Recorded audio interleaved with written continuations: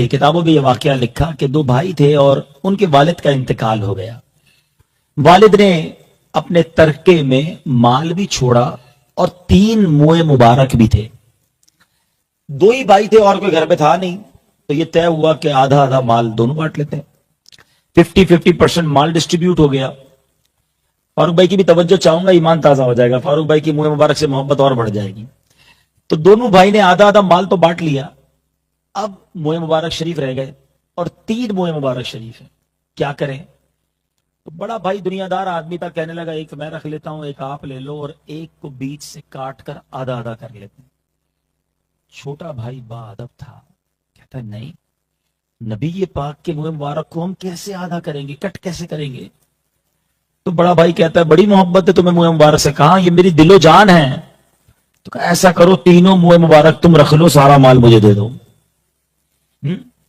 بظاہر تو یہ گھاٹے کا سودا نظر آ رہا تھا، مگر کہتے ہیں نا عقل والوں کے نصیبوں میں کہاں ذوق جنوں، عقل والوں کے نصیبوں میں کہاں ذوق جنوں، عشق والے ہیں جو ہر چیز لٹا دیتے ہیں۔ کہا ٹھیک ہے مجھے سودا منظور ہے، 3 موئے مبارک میرے ہوئے، سارا مال تمہارا ہوا۔ بڑا بھائی پہلے ہی عیاش اور گناہگار گناہوں میں مبتلا تھا۔ اب کیا ہوا، یہ بھائی کیا کرتا، 3 موئے مبارک کو بڑی محبت کے ساتھ اس نے گھر میں ایک جگہ رکھا اور روز موئے مبارک شریف کے پاس جا کر کثرت سے درود پاک پڑھتا۔ بالکل چھوٹا سا سرمایہ اس کے پاس تھا، سارے پیسے تو بڑا بھائی لے گیا تھا، مگر یہ موئے مبارک کا ادب، یہ درود پاک کی کثرت کیا رنگ لائی کہ اللہ نے اس کے مال میں برکت ڈالنا شروع کی، اس کا بزنس انکریز ہونا شروع ہوا۔ اور جو بڑا بھائی جو پیسے کو ہی سب کچھ سمجھتا تھا، عیاش بھی تھا، برائیوں میں مبتلا تھا، ایک ایک کر کے اس کا مال، اس کی ویلتھ، اس کی پراپرٹیز بکنا شروع ہوئی۔ ایک وقت آیا کہ بڑا بھائی کا لاش ہو گیا، چھوٹے بھائی کو اللہ نے عروج عطا فرما دیا۔ یہ با ادب شخص، با ادب عاشق رسول، اب اس کا انتقال ہوا۔ اللہ تبارک و تعالیٰ نے اتنا ادب لوگوں کے دلوں میں ڈال دیا کہ کتابوں میں لکھا ہے کہ جب لوگ اس کی قبر کے پاس سے گزرتے تھے، وہ اپنی سواری سے ادباً نیچے آ جاتے اور وہاں جا کر اللہ کی بارگاہ میں دعا کرتے، اللہ ان کی مرادیں بھی پوری فرما دیتا۔ تو یہ ہمیشہ یاد رکھیں، جو بچے بھی بیٹھے ہیں، کئی چیزیں کتابوں میں ضروری نہیں لکھی ہوئی ہوں، مگر ادب والے جو ہے نا، ان کا انداز ہی نرالا ہوتا ہے۔ ہمیشہ اپنے بزرگوں کا ادب کریں، اللہ والوں کا ادب کریں، نسبتوں کا ادب کریں، تبرکات کا ادب کریں، اور خاص طور پر نبی پاک علیہ الصلوۃ والسلام سے کوئی بھی چیز جس کی نسبت ہو جائے، چاہے وہ موئے مبارک شریف ہوں، چاہے نبی پاک کا شہر مدینہ ہو، چاہے پیارے آقا کی آل ہو۔ آج بھی ہم دیکھیں حسنین کریمین اور پنجتن کے غلام تو اپنے آپ کو کہتے ہیں، مگر آل مصطفیٰ صلی اللہ علیہ وسلم کی اس زمانے میں تو خدمت نہیں کر سکے، مگر آج بھی نبی پاک کا خون تو موجود ہے نا۔ سید صاحبان ہمارے درمیان ہوتے ہیں، ہو سکتا ہے بعض اوقات ہمارے امپلائیز میں، ہمارے بعض اوقات دوستوں میں ہوتے ہیں۔ ادب کریں، ٹھیک ہے اگر کوئی غریب زیادہ سید ہے، لیکن چونکہ نبی پاک کی آل ہے، اس کا ادب بھی کریں، اس کی خدمت بھی کریں۔ میرے پیر و مرشد بڑی پیاری بات فرماتے ہیں، کہتے ہیں انہی کے نانا کا صدقہ تو کھا رہے ہیں، تو سید صاحبوں کی ہمیں خدمت کرنی چاہیے۔ بریلی کے تاجدار لکھتے ہیں نا، تیری نسل پاک میں ہے بچہ بچہ نور کا، آقا تیری نسل پاک میں ہے بچہ بچہ نور کا، تو ہے عین نور تیرا سب گھرانہ نور کا۔ اللہ مجھے اور آپ کو نبی پاک سے نسبت رکھنے والی ہر چیز سے محبت عطا فرمائے، ہمیشہ ادب والوں میں رکھے، اور بے ادبی اور بے ادبوں کے شر سے محفوظ فرمائے۔ محبت کے ساتھ درود پاک پڑھ لیجئے، صلو علی الحبیب صلی اللہ تعالی علی محمد صلی اللہ علیہ وسلم۔ آج میں آپ سب کے لیے ایک بڑا ہی ایمان افروز قرآنی واقعہ لے کر آیا ہوں، اور اس واقعے کو بیان کرنے کا مقصد یہ ہے کہ یہ بھی ریئلائز ہو کہ قرآن میں ہمارے لیے کیا کیا موجود ہے، یہ کیسا خزانہ ہے جو ہمارے درمیان ہے، مگر ہم اس سے استفادہ حاصل نہیں کرتے۔ ہم بہت کچھ پڑھتے ہیں، بہت کچھ جس کو کہیں کہ روزانہ ہی ہماری نظروں سے نہ جانے کتنے ورڈز گزرتے ہیں، چاہے وہ واٹس ایپ کی صورت میں، چاہے وہ ای میل کی صورت میں۔ کئی لوگ اخبار کے شوقین ہوتے ہیں، صبح ہوتی جب ان کی اخبار پڑھ لیں، وہ اتنا کچھ پڑھتے ہیں، ایسی کیا رکاوٹ ہے کہ قرآن نہیں پڑھتے اور قرآن سمجھنے کی کوشش بھی نہیں کرتے؟ حالانکہ قرآن کی میں آپ کو خوبصورت بات بتاؤں، میرے مجھ سے پہلے جو ناتخواں بھائی تھے انہوں نے ایک جملہ کہہ کر مجھے بیان کے لیے بلایا کہ عبدالحبیب بھائی آئیں اور نبی پاک کی شان بیان کریں۔ سچی بات بتاؤں، ہماری اوقات نہیں ہے نبی پاک کی شان بیان کرنا، ہمارا تو کوئی مقام ہی نہیں ہے، ہمارے پاس الفاظ بھی نہیں ہیں۔ ہم کہاں تو کجا من کجا ہے، تو امیر حرم میں فقیر عجم۔ نبی پاک کہاں اور ہم کدھر؟ میرا گھر خاک پر اور تیری راہ گزر، سدرۃ المنتہا تو کجا من کجا۔ ہماری کیا اوقات کے ہم آقا کی شان بیان کریں؟ میں آپ کو ایک خوبصورت کمپیریزن بیان کرتا ہوں۔ دنیا میں ہم کسی بات کو ریپیٹ سننا نہیں چاہتے۔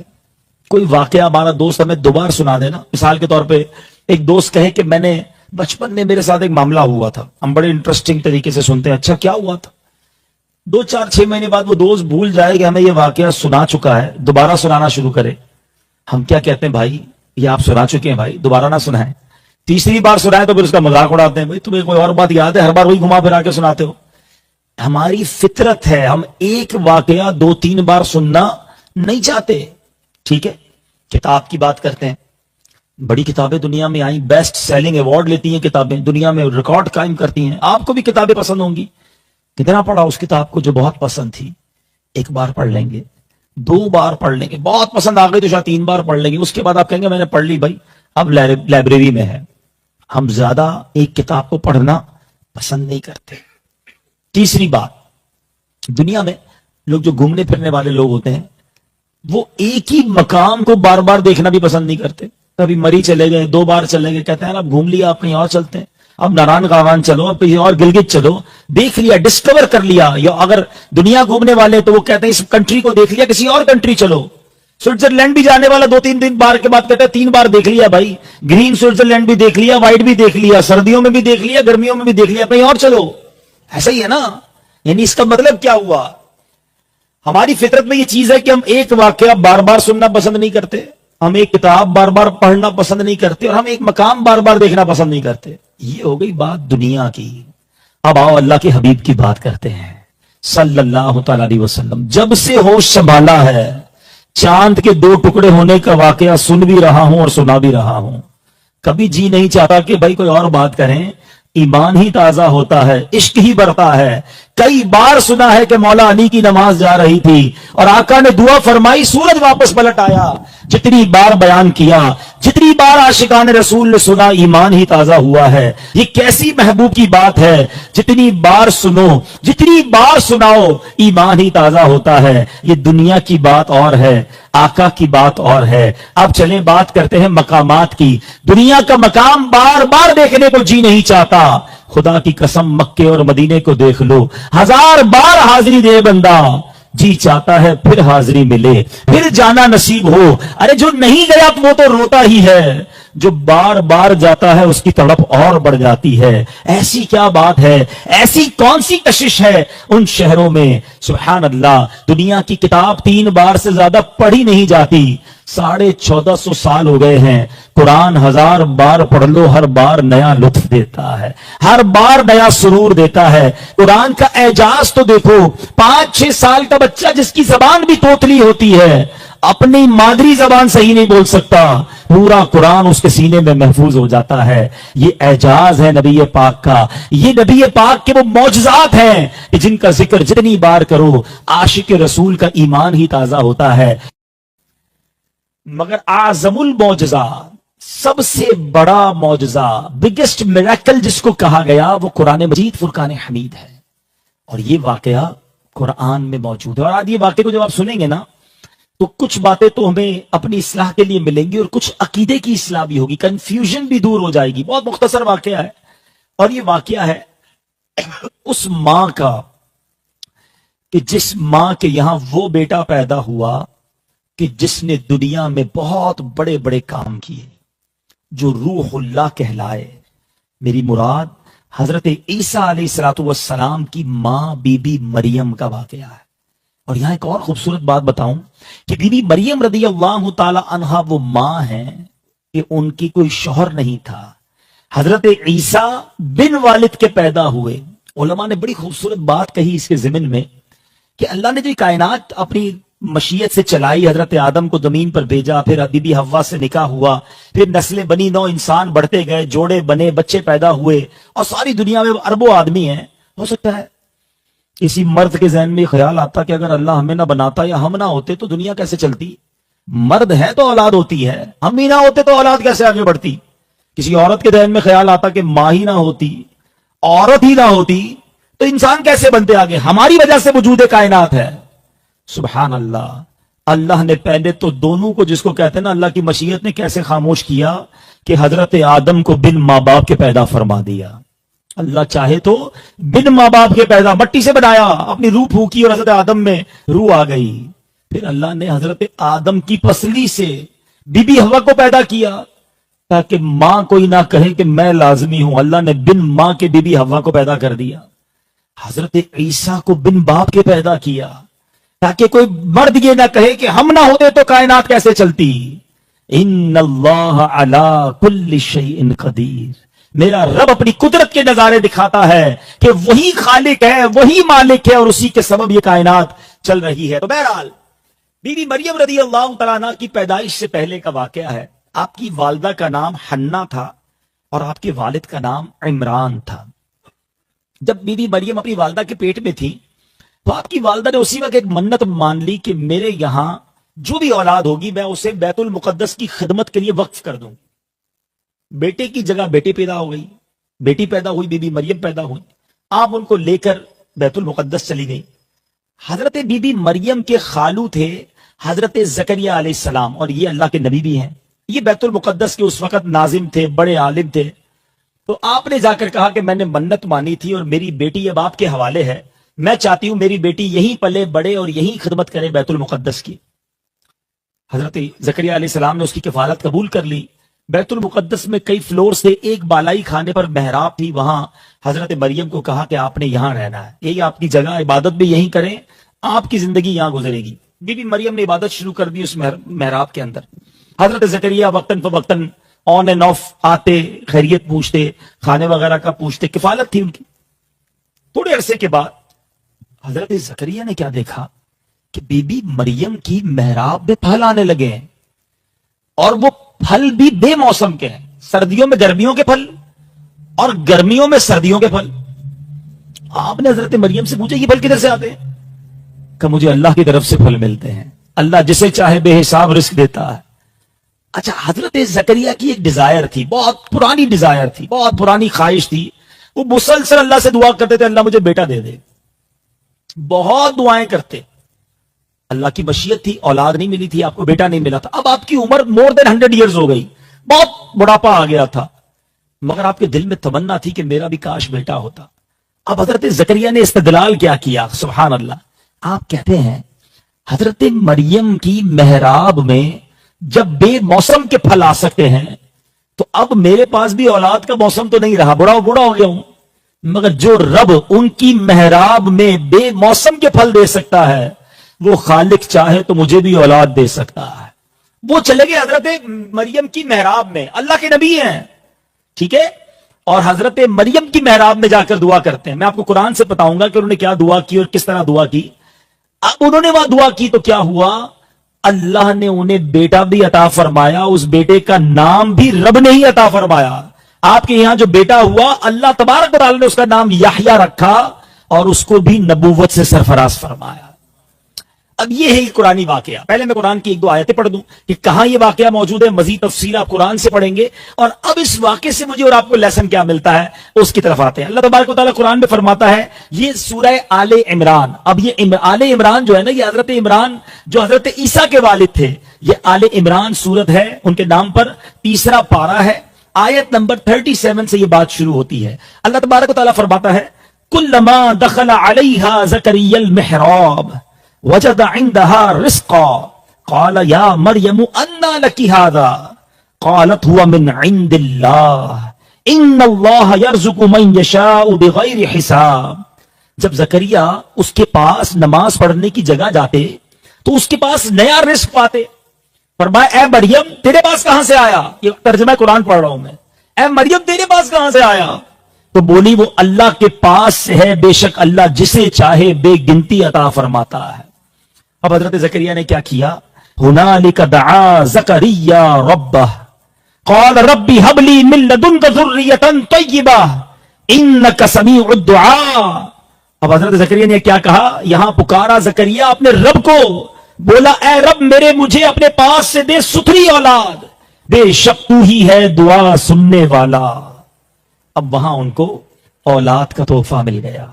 اب دو تین باتیں، کچھ باتیں سیکھنے کی اور کچھ باتیں مسکنسپشن کی، کلیئرنس کی. پہلی بات، حضرت مریم کیا نبی تھی؟ نہیں. یاد رہے نبوت صرف مرد کو ملی ہے، کوئی عورت نبی نہیں تھی. تو آپ کیا تھی؟ آپ ولیہ تھی. اور کسی ولی سے کوئی ایسا کمال ظاہر ہو اس کو کرامت کہتے ہیں. کسی نبی سے کوئی ایسا کمال حق کی دلیل کے لیے ظاہر ہو اسے معجزہ کہتے ہیں. یہ پہلے کنفیوژن دور کر لیں. لوگ کہتے ہیں یار آج میں گاڑی میں آ رہا تھا بس ایک معجزہ ہو گیا، بچ گیا ایکسیڈنٹ سے. ہمارے اور آپ کے ساتھ معجزہ نہیں ہو سکتا، اور معجزہ کا لفظ یوز بھی نہیں کرنا چاہیے. لفظ معجزہ خاص ہے انبیاء کے لیے. ٹھیک ہو گیا؟ اب سوال یہاں یہ آتا ہے، لوگ کہتے ہیں یار کرامت بیان کرتے ہو، یہ کہاں ہے؟ کرامت کا ثبوت کدھر ہے؟ میں نے آج صرف قرآن کی بات کی ہے، اور قرآن سے آپ کو کرامت بیان کی ہے حضرت مریم رضی اللہ تعالی عنہا کی. تو پتا چلا کہ کرامتوں کا سلسلہ یہ شروع سے جاری ہے، اور اللہ نے قرآن میں اس کو بیان فرمائی ہے. ایک نہیں ہے، اور بھی کرامتیں قرآن میں موجود ہیں. اشارہ دے دیتا ہوں، حضرت سلیمان علیہ السلام جب ملکہ بلقیس کا تخت لانا چاہتے تھے تو کون لایا تھا وہ تخت؟ آپ کے ساتھ ایک آصف بن برخیہ، قرآن کہتا ہے ان کے ساتھ کا ایک ساتھی تھا جو پلک جھپکنے سے پہلے یمن سے جو ہے ملک شام وہ تخت اٹھا کر لے آیا تھا. ہزاروں میل کا سفر پلک جھپکتے میں کیسے ہو گیا؟ اللہ جسے چاہے قدرت دے، جسے چاہے طاقت دے، اللہ دینے والا ہے. یہ بات ہمیشہ یاد رکھیے. اللہ اپنے نیک بندوں کو وہ اتھارٹی اور وہ پاور دیتا ہے. تو کرامت کی بات میں کبھی کنفیوز نہیں ہونا چاہیے. کرامت کا ثبوت قرآن میں ہے، اور میں نے آپ کو یہ محراب مریم کا واقعہ سنا دیا. یہ زکریا اللہ کے نبی ہیں، بیت المقدس میں سب سے بڑے عالم ہیں، اور اللہ سے دعا بھی مانگ رہے ہیں. اولاد اللہ کی مشیت ہی نہیں مل رہی تھی، مگر کہاں گئے دعا کرنے؟ بیبی مریم کی محراب میں. کیوں؟ وہ عبادت کرتی تھی وہاں، بے موسم کے پھل آتے تھے. قرآن کہتا ہے حضرت زکریا نے وہاں جا کے دعا مانگی. سبحان اللہ. مفسرین قرآن نے لکھا کہ جہاں اللہ والے عبادت کریں وہاں جا کر دعا مانگے تو دعا قبول ہوتی ہے. اور یہ نبیوں کا طریقہ ہے. تو جہاں اللہ والے خود مزار میں موجود ہوں اور اس مزار کے قریب جا کر کوئی دعا کرے تو کیوں دعا قبول نہ ہوگی؟ اور اس میں کیا پرابلم ہے؟ مانگ تو اللہ سے رہے نا. اللہ کو ان کا وسیلہ پیش کرتے کہ یا اللہ یہ تیرے نیک بندے، ان کے صدقے ہماری دعا قبول کر لے، تو دیر از نو پرابلم. یہ تو قرآن میں لکھا. اور حضرت یحییٰ، حضرت زکریا علیہ السلام بی بی مریم کی محراب میں جا کر دعا کرتے ہیں. تو یہ بات بھی آج کلیئر ہو گئی کہ جہاں اللہ والوں نے عبادت کی ہو، اللہ والوں نے وقت گزارا ہو، یا ان کے مزارات ہوں، وہاں جا کر اگر کوئی دعا کرتا ہے، اللہ سے دعا کرتا ہے، there is no problem. یہ تو قرآن سے ہمیں سیکھنے کو مل رہا ہے کہ حضرت زکریا اللہ کے نبی ہوتے ہوئے حضرت مریم کی محراب میں جا کر رب سے دعا کر رہے ہیں. تو یہ دو تو مسکنسپشن کلیئر ہو گئے. اب سیکھنے کو کیا ملا؟ سیکھنے کو یہ ملا کہ دعا سے مایوس نہیں ہونا چاہیے، اللہ سے مانگتے رہنا چاہیے. میرا کریم عطا فرمانے والا ہے. ہمارا یہی پرابلم ہے، ہم سب سے مانگتے ہیں، سب سے مشورے کر رہے ہوتے ہیں، سب سے کہہ رہے ہوتے ہیں پریشان ہوں، بہت پرابلم میں ہوں، کوئی سورس بتا دو، کوئی راستہ بتا دو. اس سے نہیں مانگتے جو خود اعلان فرماتا ہے ادعونی استجب لکم، مجھ سے مانگو میں تمہیں عطا فرماؤں گا. وہ دینے والا ہے، وہ خالق ہے. دنیا کا دستور پتہ ہے کیا ہے؟ کسی سے ایک بار مانگے نا، یا ہم سے کوئی مانگتا ہے، مثال دیتا ہوں، کوئی دوست، کوئی جاننے والا، کوئی رشتہ دار فون کرے، بڑا پریشان ہوں، مصیبت میں ہوں، تھوڑی مدد کر دو. بہت کلوز ہوگا تو 25-50 ہزار روپے دے دیے. تھوڑے عرصے بعد پھر فون آیا، اور چاہیے. تھوڑا سا مشکل ہوتا ہے، ابھی تو دیے تھے، ختم ہو گئے. ہاں ختم ہو گئے. اب بندہ تھوڑے سے دیتا ہے. تیسری بار فون کرے، بندہ کہتا ہے اس کی تو عادت ہو گئی ہے مانگنے کی. چوتھی بار فون کرے تو لوگ نمبر بھی بلاک کر دیتے ہیں. یہ ہے دنیا. دنیا میں کسی سے 2-3 بار مدد مانگ لو نا تو وہ دور ہو جاتا ہے، راستہ واسطہ دوستی سب ختم. اللہ کی شان دیکھو، جو جتنا رب سے مانگتا ہے رب اس پر اتنا کرم فرماتا ہے. جتنا زیادہ مانگتا ہے اللہ اس سے اتنا خوش ہوتا ہے. کثرت سے دعا کرنے والوں سے نبی پاک اللہ تبارک و تعالی راضی ہوتا ہے, اور جو نہیں مانگتا اللہ اس پر غضبناک ہوتا ہے. پھر بھی ہم اللہ سے نہیں مانگتے, پھر بھی اللہ کی بارگاہ میں سر نہیں جھکاتے. حدیث پاک ہے الدعاء مخ العبادہ, دعا عبادت کا مغز ہے. مگر آج آپ بتائیں نا پورے دن میں کتنی دعا کرتے ہیں. حالانکہ نبی پاک کی سیرت, مجھے کہا میرے بھائی نے کہ پیارے آقا کی سیرت, نبی پاک کی سیرت تو اٹھائیں, قدم قدم پر دعا ہے. گھر سے نکلنے کی دعا, گھر میں داخل ہونے کی دعا, کھانے سے پہلے کی دعا, کھانے کی, یہ کیا ہے اللہ سے تو مانگ رہے ہیں. بسم اللہ الذی لا یضر مع اسمہ شیء فی الارض ولا فی السماء وهو السمیع العلیم. کھانے سے پہلے, کھانے کے بعد الحمدللہ الذی اطعمنا وسقانا وجعلنا مسلمین. قدم قدم پر دعائیں ہیں. آئینہ دیکھ رہے تو آقا دعا کر رہے ہیں اللہم حسنت خلقی فحسن خلقی, اے اللہ چہرہ تو اچھا بنا دیا, اخلاق بھی اچھے کر دے.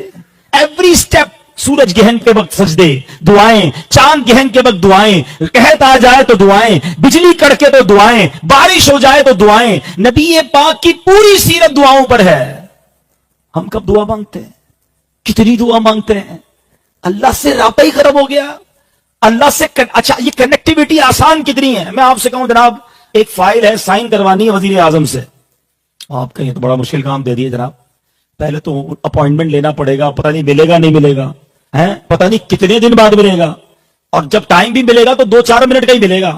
سیکرٹری بتائے گا کہ بھائی اتنے بجے آنا ہے, وہ بھی اسلام آباد آنا پڑے گا, اور اتنی دیر کا ٹائم ہوگا. ایسا ہی ہے نا, بڑے لوگوں سے ٹائم تو اتنا ہی ملتا ہے. احکم الحاکمین ہے, کائنات کا خالق ہے, دنیا ہے, وہ کرم فرماتا ہے, وہ عطا فرماتا ہے. یہ دعا ڈائریکٹ کنیکشن ہے بندے کا اور رب کا.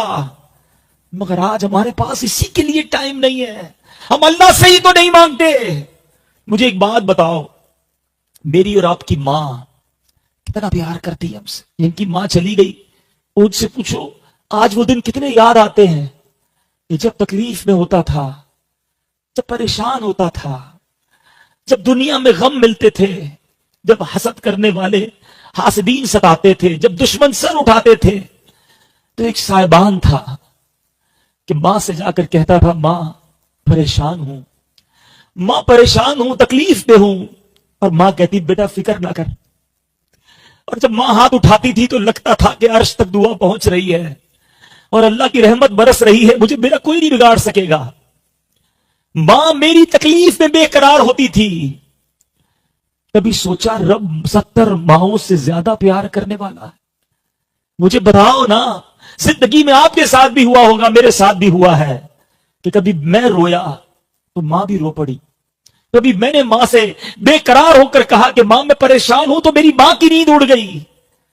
مجھے بتاؤ جب بندہ تہجد میں اٹھ کر بستر کو چھوڑ کر اپنے رب کے حضور ہاتھ اٹھا کر رونا شروع کر دے کہ مالک بیمار ہوں شفا دے دے, اللہ پریشان ہوں پریشانی دور کر دے, اللہ قرضے میں ڈوب گیا ہوں نکال دے, مالک دشمنوں کی وجہ سے تھک گیا ہوں بچا لے, اے اللہ روزگار میں تنگی ہے اضافہ کر دے, مالک میرے بچے پریشان ہیں انہیں سکھ دے دے, میری بچی سسرال میں پریشان ہے مولا سخی کر دے, میرے بچوں کو اولاد چاہیے مولا اولاد دے دے. مجھے بتاؤ نا, تمہاری میری ماں ہم رات کو جاگ جاتے تو ماں جاگ جاتی تھی, اللہ کے حضور رات کو رو گے, اللہ کو رات کے اندھیرے میں پکارو گے, وہ کیوں نہ کرم فرمائے گا. مگر مسئلہ یہی تو ہے, ہم اللہ کی بارگاہ میں سر کب جھکاتے ہیں, ہم ہاتھ کب اٹھاتے ہیں, ہم گر گڑاتے کب ہیں اس کے دربار میں. رب تو چاہتا ہے میرے بندے مجھ سے دعا کریں. آج ہم بڑی جلدی اللہ سے مایوس ہو جاتے ہیں. لوگ کہتے ہیں دعا کرنے کا فائدہ نہیں, قبول تو ہوتی نہیں, مانگنے کا کیا فائدہ. میں 2 حدیثیں سناتا ہوں. حدیث پاک کا مضمون ہے دعا بندے کی 3 حالتوں سے خالی نہیں ہوتی. دعا میں کوئی نقصان نہیں ہے. دیر از آلویز بینیفٹ فار دعا, ہمیشہ فائدہ ہے. آقا فرماتے ہیں یا تو بندہ جو مانگتا ہے اسے مل جاتا ہے, یا اس دعا کی برکت سے اس پر آنے والی بلا ٹال دی جاتی ہے, یا پھر اس کا ثواب آخرت کے لیے سیکیور کر لیا جاتا ہے. حدیث کے الفاظ ہیں بندہ قیامت کے دن جب بڑے بڑے پہاڑ دیکھے گا نا, اللہ سے عرض کرے گا مولا میں نے تو نہیں کی تھی یہ نیکیاں, یہ کدھر سے آ گئی. اللہ فرمائے گا میرے بندے یہ وہ دعائیں ہیں جو تو نے دنیا میں کی تھی قبول نہ ہوئی، اس کا ثواب آخرت کے لیے بچا رکھا ہے۔ حدیث کے الفاظ ہیں، بندہ قیامت کے دن کہے گا کاش میری دنیا میں کوئی دعا ہی قبول نہ ہوتی۔ شکوے کرتے ہو میری دعا اللہ قبول نہیں کرتا، اللہ بہتر جانتا ہے کہ میرے لیے کیا بہتر ہے۔ اور بلا ٹلنا یہ کوئی چھوٹی چھوٹی مہربانی، مثال کے طور پہ آپ نے دعا کی، یا اللہ میری دکان میں کاروبار میں برکت دے دے، مہینے کے ₹1,00,000 پروفٹ تھا، پورا مہینہ گزر گیا، 1.5 نہیں ہوا۔ آپ نے کہا دعا تو کی تھی، برکت نہیں ہوئی۔ کیا معلوم آپ کی دکان میں آگ لگنے والی تھی، آپ کا روڈ پہ ایکسیڈنٹ ہونے والا تھا، آپ کا بچہ شدید بیمار ہونے والا تھا، دعا مانگی تھی رزق کے لیے۔ اللہ بہتر جانتا ہے، تم نہیں جانتے۔ واللہ یعلم وانتم لا تعلمون، اللہ جانتا ہے اور تم نہیں جانتے۔ کیا پتا وہ دعا میرے لیے اللہ نے آفت کو ٹال دیا، میری آگ لگنے والی شاپ کو بچا لیا۔ مجھے بتاؤ تھوڑے پیسے بڑھنا اچھے تھے یا آفت ٹل جانا اچھا تھا؟ بھروسہ تو کرو رب پر، وہ میرے لیے بہترین فیصلہ کرنے والا ہے، کیوں دعا سے جی چھڑاتے ہیں؟ ایک اور روایت سنو، خدا کی قسم جب سے میں نے یہ روایت پڑھی ہے، اب تو مزے کو بھی مزہ آتا ہے جب بندہ دعا کرتا ہے۔ اللہ کے حبیب فرماتے ہیں، جس کا مضمون ہے جب کوئی فاسق فاجر گناہگار، اچھا یہ ایک اور مسکنسیپشن بھی دور ہو جائے گا، بندہ کہتا ہے یار میں روزے بھی رکھتا ہوں، نمازیں بھی پڑھتا ہوں، میں تو میلاد بھی کرتا ہوں، میرے کام ہی نہیں سدھرتے۔ وہ بندہ نہ نماز پڑھتا ہے نہ روزے پڑھتا ہے، جواری بھی ہے، اس کے کاروبار بھی بڑھ رہے ہیں، مسئلہ ہی کوئی نہیں اس کو، اس کے تو پیسے ہی بڑھے جا رہے ہیں، اس کے گھر ہی بڑھتے جا رہے ہیں، وہ ترقی کرتا جا رہا ہے، میں پریشان۔ سنو آج یہ وسوسہ بھی دور ہو جائے گا۔ اللہ کے حبیب صلی اللہ تعالی علیہ وسلم فرماتے ہیں، جب کوئی فاسق فاجر گناہگار اللہ کا نافرمان اللہ سے دعا کرتا ہے، اللہ فرشتوں سے فرماتا ہے اس کا کام جلدی کر دو، مجھے اس کی آواز پسند نہیں ہے، دوبارہ نہ مانگے مجھ سے۔ اور جب کوئی اللہ کا پیارا اللہ سے دعا کرتا ہے، اللہ فرشتوں سے فرماتا ہے جبریل اس کا کام ابھی نہ کرنا، اس کو اور مانگنے دو، اس کا مانگنا مجھے بڑا اچھا لگ رہا۔ ہائے ہائے ہائے، سچ بتاؤ، میں جو مانگوں وہ مل جائے وہ اچھا ہے، یہ اللہ زندگی میں ایک بار فرشتوں سے کہہ دے کہ میرے بندے کو اور مانگنے دو، مجھے اس کا مانگنا پسند آ رہا ہے، اس کا گڑگڑانا پسند آ رہا ہے۔ خدا کی قسم یہ زندگی کا حاصل ہے کہ میرے رب کو میرا مانگنا پسند آ جائے، میری پکار پسند آ جائے، مجھے اور کیا چاہیے، میرا رب راضی ہو جائے۔ مگر ادھر تو فوری رب سے ناراض، فوری شکوہ، فوری کمپلین کہ اللہ سنتا نہیں، اللہ ہمیں دیتا نہیں۔ نہ کرو ایسا، اللہ سے اچھا گمان رکھو، وہ ہمارے لیے بہترین فیصلہ کرنے والا ہے، اس سے بہتر ہمارے لیے فیصلہ کرنے والا کوئی نہیں۔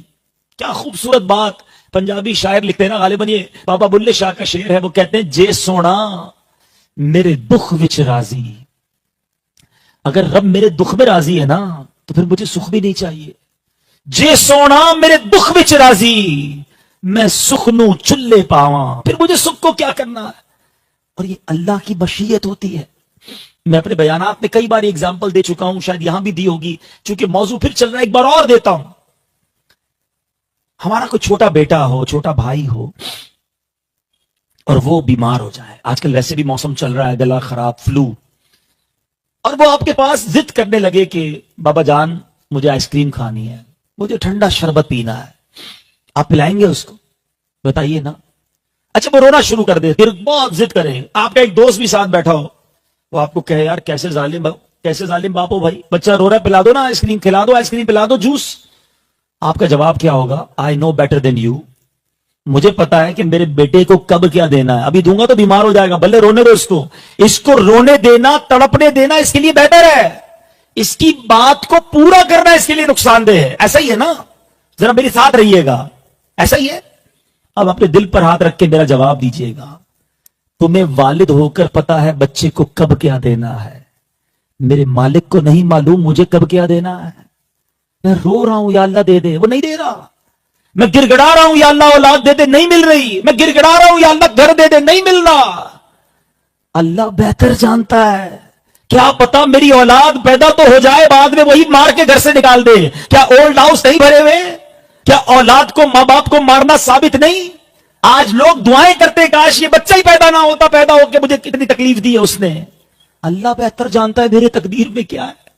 खुदारा रब पर भरोसा करना सीखो, अल्लाह से मोहब्बत करना सीखो, मांगो उससे और दिल जमाई से मांगो, और वही रब पे छोड़ दो, मालिक जो मेरे लिए बेहतर है मुझे अता कर दे, मुझे तेरे फैसलों पर इत्मीनान दे दे, मुझे तेरी रिजा में रिजा दे दे। यकीन करो जिस दिन ये लाइफ गुजार ली ना आपने, आप बहुत पुरसुकून हो जाओगे। आपका काम होगा तब भी आप अल्लाह का शुक्र अदा करोगे, आपका काम नहीं होगा जब भी आप अल्लाह का शुक्र अदा करोगे, क्योंकि काम किया किसने नहीं। हम तो जनाब एक अच्छी खासी प्रॉपर्टी की डील होते होते रह जाए तो 4 दिन तक तो मूड ऑफ हो जाता है, अरे यार बिल्कुल करीब आ गया, सौदा चला गया, अरे जनाब यार रिश्ता होते होते रह गया, ये काम होते होते रह गया। क्यों भरोसा नहीं करते अल्लाह पर कि यही मेरे लिए बेहतर था, मेरे खालिक ने नहीं किया ना, मेरे मालिक ने नहीं किया, यही मेरे लिए बेहतर था। एक बार मैं, ये वाकया भी मैंने कई बार सुना है, मैं तंजानिया में था एक बार, तो एक बिजनेसमैन थे बहुत बड़े, मुझे उन्होंने कहा कि हमने एक बहुत बड़ी सिटी बनाई है, 7,000 घर बनाए थे उन्होंने कहा आप हमारी उस पूरी सिटी में चलें और आपसे बरकत की दुआ करानी। मैंने कहा चले चलते हैं। हम उनकी गाड़ी में बैठ गए, उनकी गाड़ी में जब गए तो वहां एक दारुसलाम में एक पुल बन रहा था, वो ब्रिज क्रॉस करके हमें जाना था, तो ब्रिज पे काम हो रहा था। अच्छा बंदा वो बहुत बड़ा था, उसके ताल्लुकात भी बहुत थे, उसने बड़े फोन घुमाए ना, मैं गाड़ी में बैठा था उनकी, किसी तरह रास्ता खुल जाए हम चले जाएं, रास्ता नहीं खुला, हम वापस आ गए। अच्छा मैंने थोड़ा सा कर्टेसी में, थोड़ा दिल जोई के लिए मैंने कहा घबराएं नहीं, कोई बात नहीं, यही अल्लाह को मंजूर होगा, मैं अगली बार जब आऊंगा तो हम चले जाएंगे, हम अल्लाह को ही मंजूर होगा। वो बिजनेसमैन क्या कहता है पता है, वो मुझे सिखा गया, सच्ची बात है। वो कहते हैं अब्दुल हबीब भाई, जब मेरा काम होता है ना, मैं एक बार अल्लाह का शुक्र अदा करता हूं, और जब नहीं होता तो मैं 2 बार अल्लाह का शुक्र अदा करता हूं। मेरे लिए जुमला बड़ा शौक था। मैंने कहा ये क्या कहा आपने? तो वो कहता है भाई काम हो गया तो भी अल्लाह ने करवाया, और नहीं हुआ तो भी अल्लाह की मर्जी से नहीं हुआ ना, यही बेहतर होगा। यकीन करे उस बंदे का तवक्कुल सुना, मुझे सिखा गया वो शख्स कि ये होती है जिंदगी। और आप बताओ जिसका ये माइंडसेट बन जाए कि काम हुआ तो भी अल्लाह का शुक्र, नहीं हुआ तो भी अल्लाह का शुक्र, तो टेंशन कहां से आएगी फिर? हर दुख में सुख नजर आएगा, हर तकलीफ में आसानी नजर आएगी कि इससे बड़ी आने वाली होगी, अल्लाह ने छोटी में डाल दी, अल्लाह ने कोई मेरे लिए बेहतर फैसला किया है। तो ये जो वाकया कुरान का मैंने आपको सुनाया, इससे सीखो, मायूस ना हो अल्लाह से, मांगते रहो रब से, गिड़गिड़ाते रहो रब की बारगाह में, वो देने वाला है। और दुआ को कोई छोटा अमल ना समझे, दुआ को मोमिन का हथियार कहा गया, दुआ सिलाहुल मोमिन, दुआ मोमिन का हथियार है, पकड़ लो दुआ को। अल्लाह मुझे और आपको 5 वक्त नमाज की तौफीक दे। 5 वक्त नमाज के बाद कबूलियत वक्त है, दुआ की कबूलियत का वक्त किताबों में लिखा कि जब बंदा पंजगाना नमाज पढ़ता है और उसके बाद दुआ करता है, खास रहमत इलाही मुतवज्जे होती है। और फिर तहज्जुद का वक्त, सुभान अल्लाह, ये खास वक्त है, अल्लाह नसीब करे उस वक्त रब बंदा हो और रब हो, किसी को ना पता हो कि मैं अपने रब से क्या बात कर रहा हूं। दिल खोल के मांगो, दिल खोल के अर्ज करो, अल्लाह से बात करो ना। मैंने पहले ही कहा ये मौका है रब से बात करने का, मगर हमारे पास देखा जाए तो हम ही नहीं करते ये काम। दुनिया में किसी से मुलाकात हो जाए, बंदा कहता है फलां से मिलकर आया हूं, सेल्फी भी बना के आया हूं, हाँ मुझे 5 मिनट नहीं 10 मिनट दिए जनाब ने। दुनिया में किसी बड़ी पर्सनैलिटी से 5-10 मिनट की मुलाकात हो जाए तो बंदा पैर जमीन पे नहीं होते। तुम्हें रब से मिलने के लिए, रब से बात करने के लिए कोई अपॉइंटमेंट की जरूरत नहीं है। रोज बात करो अपने रब से, रोज कहो रब को अपने दिल का हाल। और यकीन करो जब बंदा गिड़गिड़ा कर, तड़प कर उसकी बारगाह में फरियाद करता है, वो जरूर अता फरमा